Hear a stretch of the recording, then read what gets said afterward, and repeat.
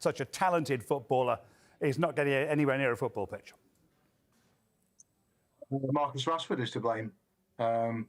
Things are always more nuanced than that and slightly more complex than that when you're dealing with footballers and human beings and emotions, etc. But you asked me the question, and there can be nobody else to blame other than Marcus. I'm afraid Marcus hasn't shown himself to be the right fit for Ruben Amorim. He didn't show himself to be the right fit for Erik ten Hag in the second half of Ten Hag's time at Manchester United.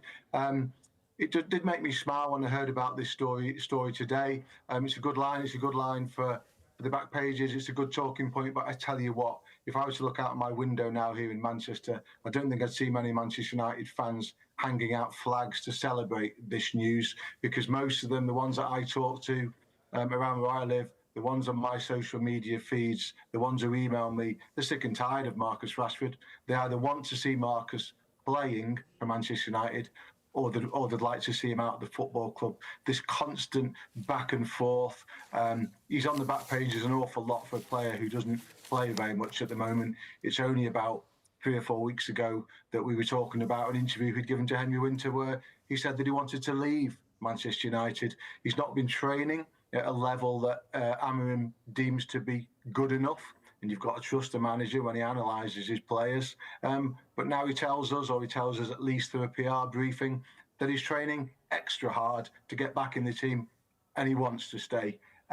It's all a bit sad, really. It's all a bit unseemly. And I tell you what, I don't know who Marcus is getting his PR advice from right now. It seems to change from month to month and year to year. But if I was advising Marcus right now, it'd be very, very simple. You hand him a pair of football boots, and you say, put those on, Marcus, and go and train as hard as you can with your teammates, and then go home and eat right and sleep well and come back again tomorrow and put your boots back on and do it again, and the next day and the next day and the next day. And if you keep doing that, you'll get back into the Manchester United team, because this is a Manchester United team that is not exactly brimming over with talented footballers.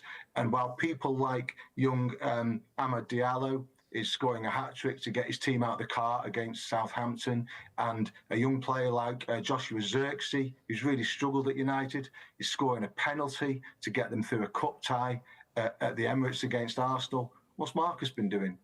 There's been no use to them whatsoever. So he should look at those players and think, right, enough of this, enough of these PR briefings, enough of words, enough of talk, to get my boots on and play. And let's show people that I really want to play for Manchester United, instead of telling them 1 week that I don't, and then 3 weeks later telling them that actually I've changed my mind and I do. Is the main headline on the back of the Sun as well. Sam Dean, unseemly was Ian's word. Are you happy with that word?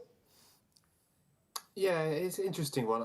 I agree with Ian about this is in Rashford's power to a large degree, but I also can't imagine that the timing of these stories and the sort of coordinated release of it will do him much good, to be honest.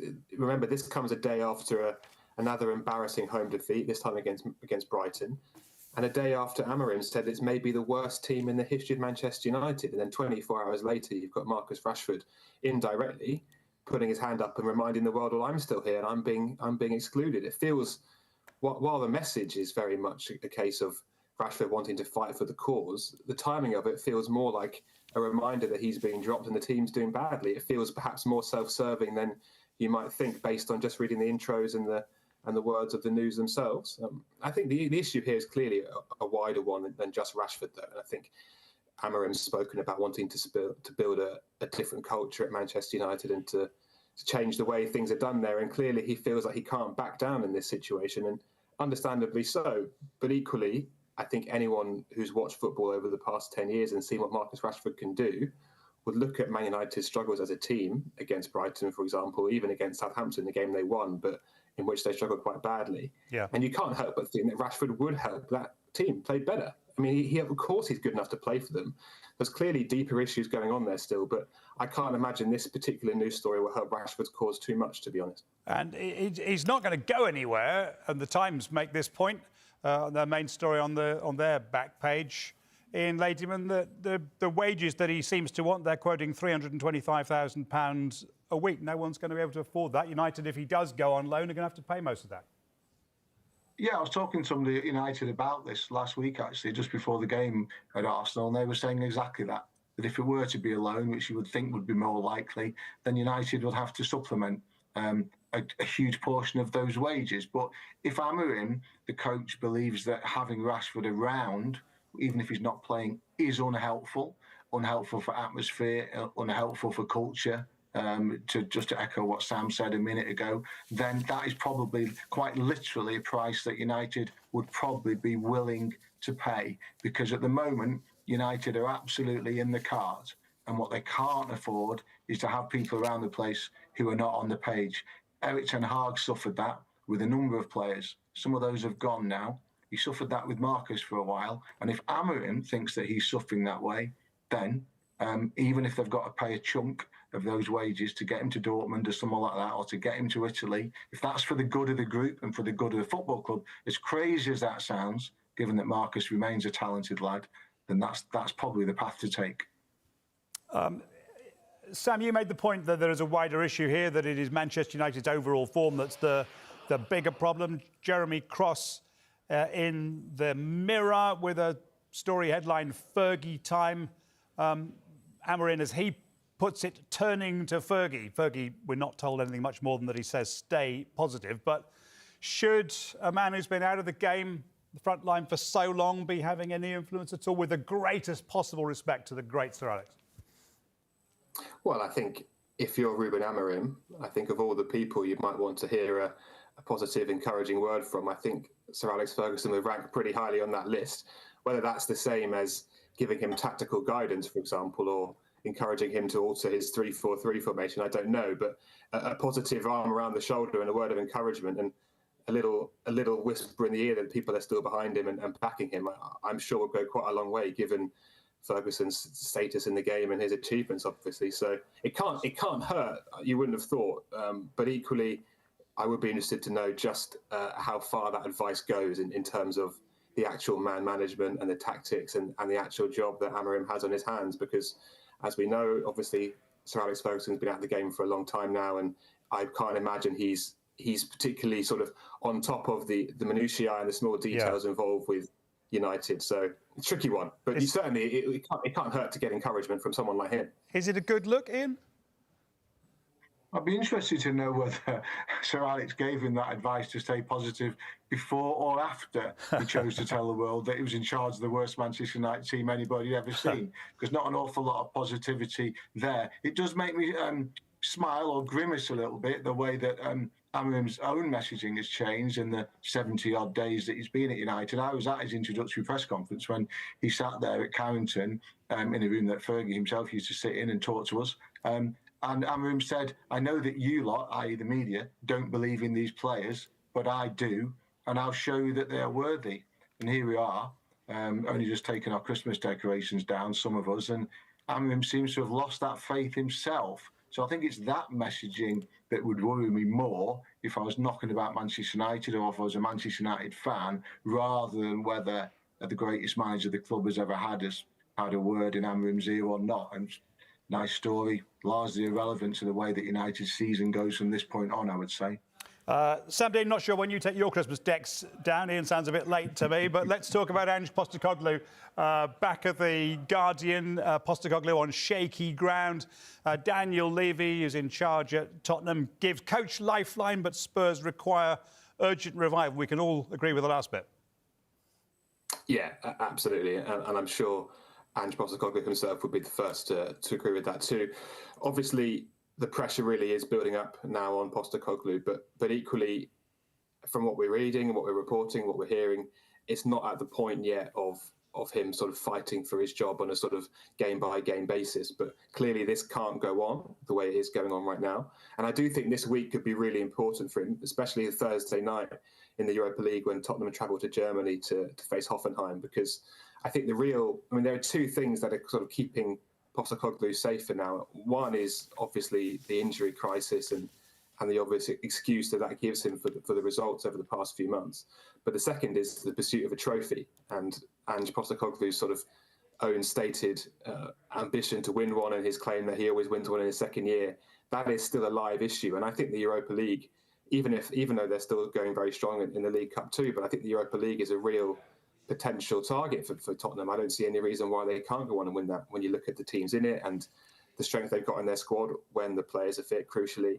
And obviously, Europa League victory would also guarantee the Champions League. So as long as they're alive in that, and as long as their league form hasn't continued to completely spiral in the way it has in the past few weeks, I suspect that Postecoglou will just about remain safe over the next few weeks and months. It's on the back of the Mirror as well, an article by our friend John Cross. Ange's job is safe for now. Ian Ladyman, why is it different this time? Why are Tottenham giving Postecoglou a little bit more leeway than they've done in all their recent managers? Well, because they can still see signs of a really good manager in there.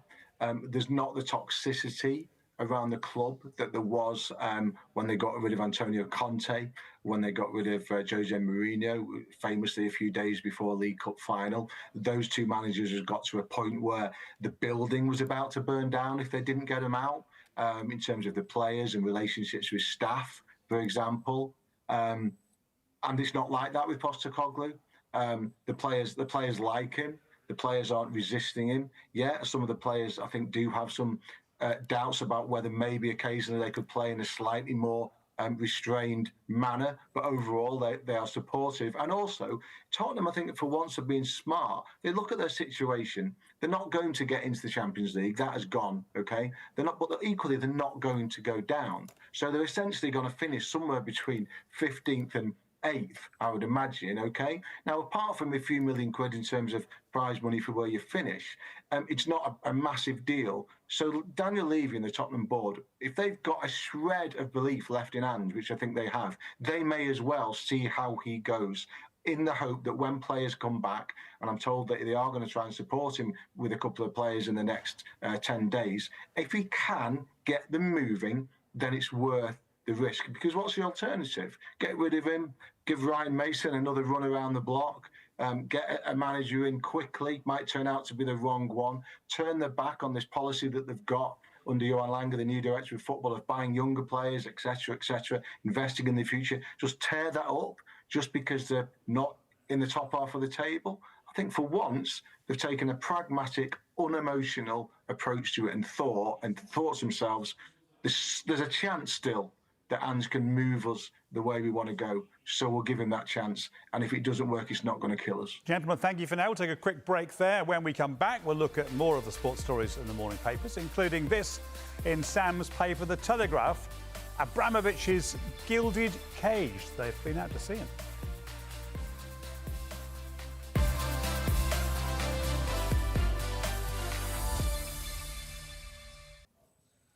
West Ham want him. Villa want more money. Do you see it happening in January? No, I don't think so. From what we're reporting at the Telegraph, especially, is that West Ham are not expected to go back with another bid. Villa are believed to value him at closer to 80 million, which obviously is quite a big leap from 57 million. And also there's some dispute over whether the bid from West Ham did indeed amount to 57. So it sounds like Villa aren't particularly impressed with the way this has been done. They're playing in the Champions League against Monaco tomorrow. And I think their view is that the timing from West Ham could have been a lot better on this. But I think it is worth noting too, though, that this is not just out of the blue from West Ham's point of view. They were very, very keen on signing Duran in the summer too. And there was famously that video of him doing the eye on social media around the time he was linked to the club. So this one's been sort of bubbling away for about 6 months or so. And it's very clear that he is a player who's got huge potential, incredible talent, and a lot of big clubs, including Chelsea in the past, have been looking at Duran. And I do find it interesting because obviously Villa have two top-class centre-forwards with him and Ollie Watkins, and generally they only play with one. And given the nature of the world with the PSR and the financial regulations and Villa needing to stay within those, you do think that it kind of makes sense for them to cash in on one of Watkins or Duran. And with Duran being a younger player who's just signed a new contract, you'd assume that his fee would be a big one, as we know, as we can see from the bid today. And I think there's probably logic to selling him, but they're making it clear that they don't view him as available for sale this month. That's not necessarily to say it won't be the case in the summer, but it will be interesting over the next 10 days to see if any other clubs come forward, because I think we can all think of a few Premier League teams and some big ones too, who would really benefit from a player like Duran in their front line. Absolutely, and if the destination club, the potential destination club, were suitable in John Duran's eyes, in the Telegraph doing this story as well, you'd think that sooner or later Duran is going to get very fed up of starting on the bench. Well, indeed, and he has made his feelings known on that previously, although it's worth noting that he had actually got Ollie Watkins out of the team at Villa round about Christmas time, or just before Christmas time, I think, but then got himself sent off in a game against Newcastle and was banned for 3 games. So it was a slightly controversial sending off. I think it was a stamp on Fabian Schär, which may or may not have been deliberate, depending on which way you look at it. But the fact is that he did get the ban. He's got himself out of the team again. He has an understandably high opinion of himself, and I don't say that as in a critical way. I think he's a confident lad from what I've told, and he wants to play games. Now, whether he would be best served playing those games at West Ham rather than Aston Villa, I think is an appropriate point to make. West Ham are absolutely desperate for centre forward. Graham Potter hasn't got one fit or available to him at the moment, so I can see why they would go back for a player they wanted in the summer. Villa have played it nicely. They've got him tied up on a long contract, so they can quite happily ask what they want for him. Somebody did tell me on Sunday night, actually, that they thought that one of Watkins or Duran might go in this window, simply for PSR reasons, etc. But I go back to that original point. If you're John Duran, Aston Villa or West Ham, unless you're desperate to live in London, I think it'd be Aston Villa all day long for me. So the question would be, mate, what if it isn't West Ham? Somebody, I think, Sam, you mentioned Chelsea. What about the story in the Times, who say Chelsea eyeing Vlahovic? Dusan Vlahovic has been in fabulous form for Juventus this season. Do you see him as being a hit in England if it happened? Well, this is Chelsea, the football club, but also a player trading business. Once again, doing what Chelsea love to do under their current ownership. And Vlahovic, I suppose it makes sense in the sense that he scores goals. He's 24, I think, so he's not too old. And we know they like to target younger players. And I don't think he's had the best of times in Juventus overall. I think his goal record's quite good, but overall his performances have perhaps been of a lower standard than Juventus were expecting when they signed him for a huge fee from Fiorentina. But I can only assume that this would be tied up completely with the future of Christopher Nkunku, who is of serious interest at Bayern Munich and seems to be edging closer to that move. So one would assume if Nkunku goes, then Chelsea want to bring someone like Vlahovic in. Obviously, they looked as well at the Bayern Munich striker Mathys Tel. So Chelsea in the market for a forward, and Nicholas Jackson's off form currently, and Nkunku's not really showing any signs of getting into the team. So you can see why they would think that another number 9, would be a welcome addition. Whether Vlahovic is that man, it remains to be seen. And also in the Times, they report too that there's interest from Juventus in Renato Vega, the Chelsea left back, who's I suppose his potential future could also come into this and could help with the finances of any deal. Indeed, yeah. He's certainly been much better this season than last for Juventus. Let me stick with you for a second, Sam, if I may, because your paper has this very interesting front page, Abramovic's gilded cage. If you were wondering where has Roman gone, your colleague Tom Morgan has been digging out the answers.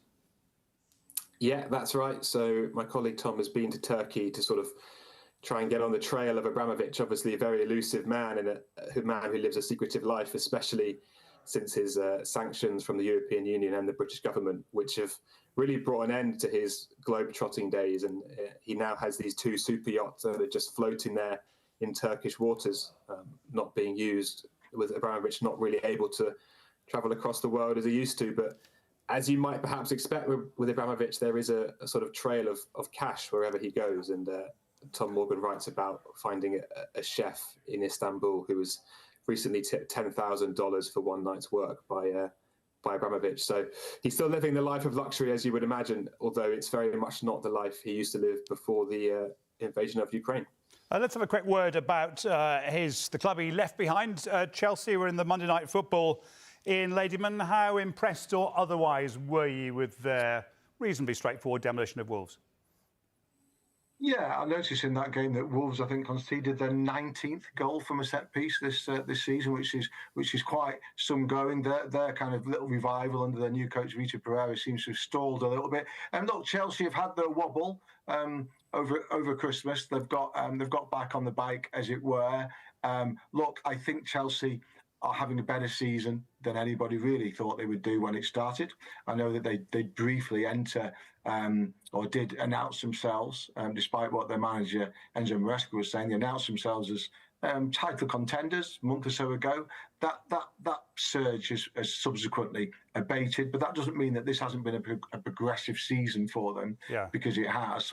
The coach has shown himself to be the right coach. He's found a way to put together the right team. There's some holes in the team. I think he's still got a problem at goalkeeper. They're not the same when Cole Palmer isn't scoring and assisting every game. But it's been a progressive season for them so far, I would say. Ian, Sam, thank you both very much indeed for being with us on Back Pages tonight.